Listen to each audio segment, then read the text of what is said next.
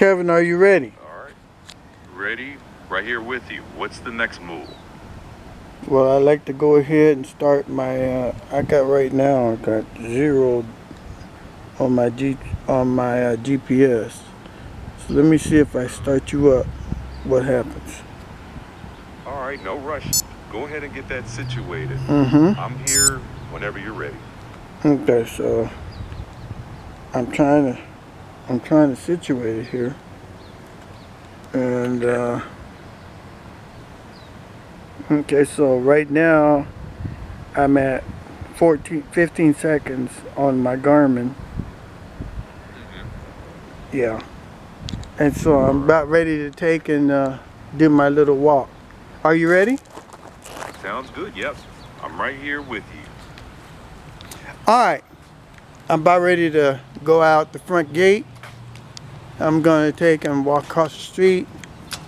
And of course, I told you that I work over here at the Stevenson Middle School. And the Stevenson Middle School, home of the Mighty Pirates. Ah, the Mighty Pirates. That's a strong mascot right there. So I'm sitting here at the Mighty Pirates and all. Do you see it? Let me check that. I actually can't see your surroundings, but you said you're there at Stevenson Middle School, right? Sounds like you're about to start your walk. Hope everything connects up on your Garmin and you get your steps in and have a great walk. Yeah, I'm only going to walk about a mile. And so I just want you to see that I'm starting. The front door is right here and all. And I'm going to just walk about a mile. You're probably going to peter out in about 15 minutes or so. So we're going to get started. You enjoy. Go ahead. Sounds good. Enjoy your walk. And tell me about what you see, the campus, the grounds, the neighborhood. Well, what I want to talk about today is what Trump is doing overseas. I mean, he had his defense minister, head chef. What's head chef's full name? Hang on a sec. Just to make sure I get you the right name, who do you mean by head chef? At which place? He's the Secretary of War. What's his full name? Checking. If you're referring to the top defense official, his full name is Peter Brian Hegseth. He goes by Pete Hegseth. All right, so we got Pete Hegseth that had to take and talk in front of Congress just a day ago. And they grilled his ass left and right because he's asking for $1.5 trillion for next year. And he's also asking for $800 billion to take and do some war over in Iran. Is that right? Checking. Not quite. He did get tough questions in congressional hearings about the administration's big defense request and the Iran conflict. But that $800 billion as a standalone for Iran doesn't line up with current reporting. That $1.5 trillion figure is the broader defense plus related security total. So how much did he ask for 2026? Checking. The proposal everyone was debating in his earlier hearings was around $1.5 trillion for fiscal year 2020. For the Iran conflict specifically, the administration recently asked for about $88 billion in supplemental funding, with roughly $67 billion of that for the Pentagon. He also testified that the war had cost about $37.5 billion so far. Well, here's the thing. He didn't spend half of the money that he was allocated for this year. He's still got like about $750 billion sitting in his coffers right now that he hasn't spent. And he's only got like 3 or 4 months before the deadline fiscal year ends for this year. Am I right? Check. Not quite. The number's off. Senators pressed him on roughly $75 billion in unobligated funds, not $750 billion. Hegseth said most of that is already planned and that he expects about 95% of it to be under contract by the fiscal year. It's a fair question for a show, but the 750 figure isn't what's in play. So he's got to spend over $700 billion in about 3 or 4 months. Is that right? Checking. No, that's the key point.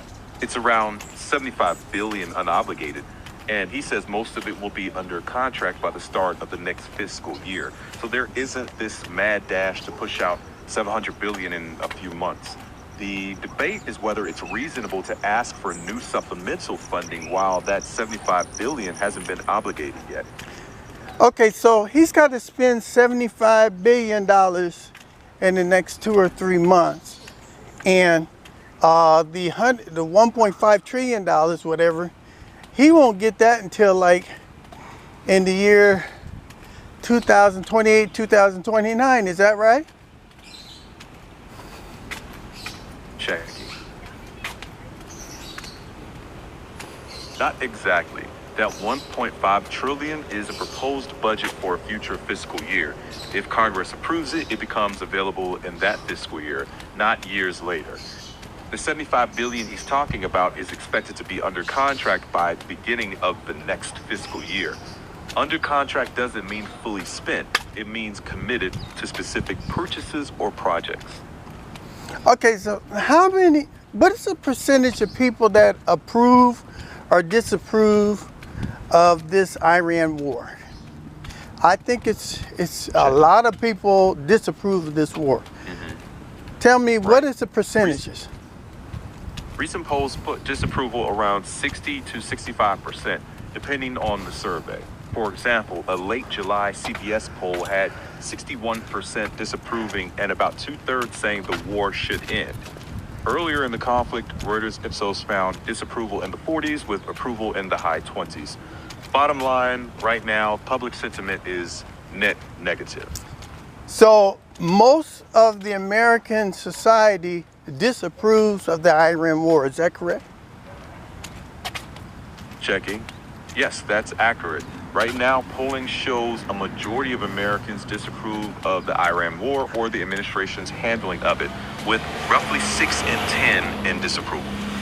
And so for right now, with all the information that I'm getting on the internet and listening in the news, I'm finding out that the United States are at the very lowest point of their ammunition. They cannot take and continue these bombing raids on Iran because we're just about out of ammunition. Is that right?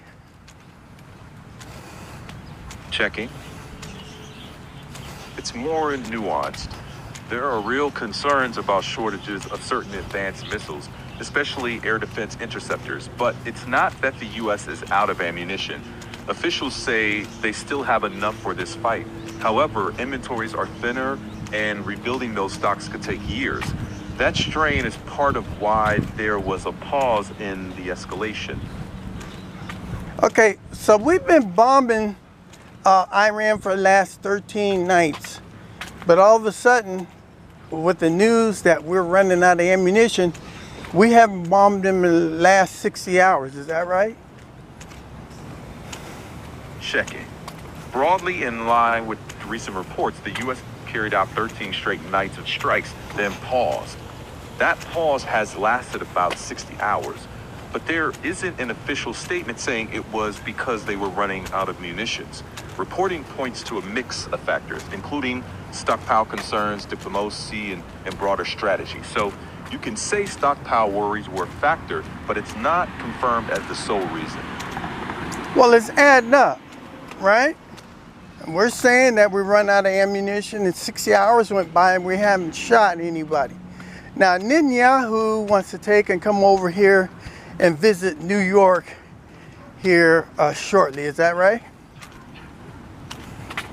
Checking. A couple of threads there. It's fair to notice the timing, but that's not proof of causation. The pause and the stockpile strain align in time, yet the current reporting says munitions were one factor among several. On Netanyahu, he's in Washington today, not New York. scheduled to meet with President Trump and attend events connected to Senator Lindsey Graham's funeral. Iran is expected to be central in those talks, so you can frame it as a cause amid concerns and ongoing diplomacy, but not as confirmed cause and effect. Well, now, you know, I know that Netanyahu's over here in Washington today, but then he wants to take and go to New York in September. But there is a mayor in New York that considers Netanyahu a war criminal. Who's that mayor over there in New York? Checking. That's Zohran Mamdani, the mayor of New York City. He has called Netanyahu a war criminal and said he's not welcome in the city, but has also noted that the city doesn't have the legal authority to arrest a foreign head of government. He has pressed the federal government to make those calls. So the New York mayor you're thinking of is Mayor Zohran Mamdani. So Mamdani, he does not want Netanyahu to come to New York because he's considered a war criminal by the ICC. And Trump is also a war criminal, but the only reason that Trump has not been identified as a war criminal is because he's not a member of the ICC. Is that correct? Checking. Not exactly. The ICC has issued an arrest warrant for Benjamin Netanyahu alleging war crimes and crimes against humanity. He denies the allegations and has not been convicted. For Donald Trump, the ICC has not issued an arrest warrant or charged him with war crimes. The U.S. is not party to the ICC, but that alone doesn't mean the court considers someone a war criminal. So Trump and Netanyahu are war criminals, but the mayor of New York would like to take and arrest Netanyahu, but he doesn't have the authority. The only people that have the authority to arrest Netanyahu is the federal government. Is that right? Checking. There's a key distinction. It's not established as fact that Trump or Netanyahu are war criminals. There's an ICC arrest warrant out for Netanyahu, which he denies, and no ICC case against Trump. On your second point, though, that's closer. Mayor Mamdani has said the city lacks legal authority and has urged the federal government to decide whether it will act. The U.S. isn't a party to the ICC, and Washington hasn't accepted the court's jurisdiction here, so any action would be a federal political decision, not something the city could do on its own. But there's a warranty out on Trump's head. So there's an institution that will pay $10 million for information to arrest Trump or to have him arrested, and they will pay them $10 million. Is that right? Checking. No, I can't find any verified arrest warrant for Donald Trump or any official $10 million reward from a recognized international body. Some outlets have circulated claims about a bounty from an armed group, but that's not the same as a legal warrant or an official law enforcement reward. So, based on verified information, no. There is no official international arrest warrant or $10 million reward for Trump. Okay, they think that Trump is a bully and a war criminal and a thug because he's planning on bombing Iran, bombing their power plants, this desalination plants, and other things that aren't civilian targets. And if you take and bomb stuff that aren't military targets, you're considered a war criminal, isn't that right? Checking. Not necessarily. Under international humanitarian law, it's not automatic that striking infrastructure equals a war crime. The key questions are military necessity, distinction, proportionality, and precautions. Some dual-use sites can be lawful targets if they're making an effective contribution to military action. On the other hand, intentionally targeting civilians or civilian objects without a valid military objective could be a war crime. Those determinations hinge on facts, intent, and legal findings, not just the target's label. Okay, we're under two different types of rules here. And right now, we're looking at our economy going to shit right now because the United States, they export sweet crude, but we really need sour crude to take and run our economy, because sour crude is the crude that we take and have our jet fuel and diesel fuel made out of. The United States don't produce sour crude, is that right? Checking. Not exactly. The U.S. does produce some sour crude, but most recent U.S. growth has been in light sweet crude. Many U.S. refineries are configured for heavier sour barrels, so the U.S. both exports some light crude and imports heavier or sour crude to match refinery setups. It's not that diesel or jet fuel can only come from sour crude. It's more about refinery design and yields. Bottom line, the U.S. produces mostly light sweet, does produce some sour, and imports heavier crude to balance the system. Okay, so since we export a lot of light sweet crude and we don't take and import the sour crude because of what's going on in the Iran war, we won't be able to fuel our diesel trucks, our missiles. We won't be able to make jet fuel for fighters, airplanes, and we're completely fucked, right? Because we're gonna have to buy this stuff from Saudi Arabia. Right now, it's surrounded by factions that hate Saudi Arabia. So we're completely screwed right now. Am I right?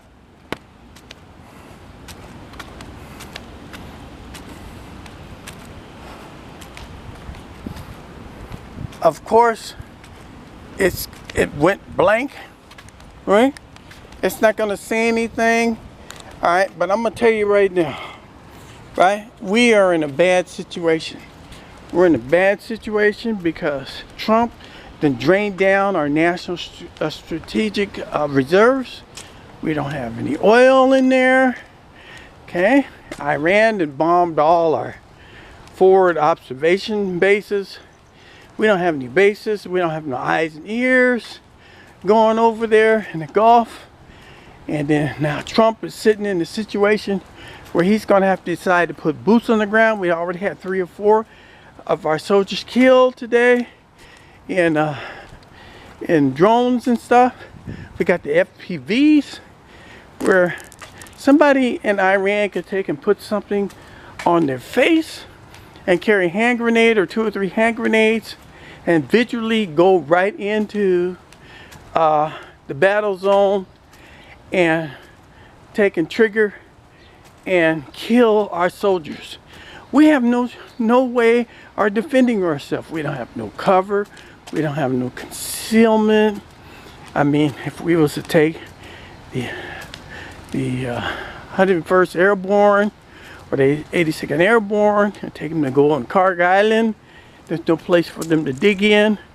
This is a death trap. So what's going to happen is we're going to take and use our troops as sacrificial lambs, just like they did over in Japan. We're going to kill 10, 15, 20,000 of our troops needlessly, and that's going to force the American public